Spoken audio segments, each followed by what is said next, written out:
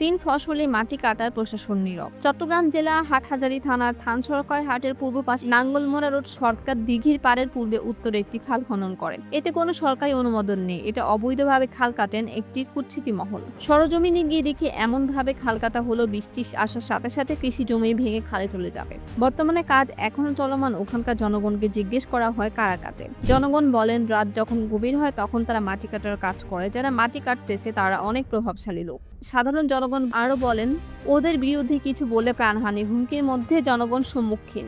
তারা এতই প্রভাবশালী, তাদের বিরুদ্ধে কেউ কথা বলার সাহস করে না। এই বিষয় নিয়ে হাটহাজারী ইউএনএ মহোদয়ের সাথে মুঠোফোনে কথা বললে উনি বলেন এই বিষয় নিয়ে উনি জানেন না। কিন্তু রাতের পর রাত এতগুলো মাটি কাটা হচ্ছে, কিভাবে প্রশাসন নীরব? তার মানে কি যারা মাটি কাটতেছে তারা কি এতই প্রভাবশালী? যেখানে তিন ফসলি কৃষি জমি ক্ষতির মুখে, কিভাবে সাধারণ জনগণ ও প্রশাসন এত নীরব?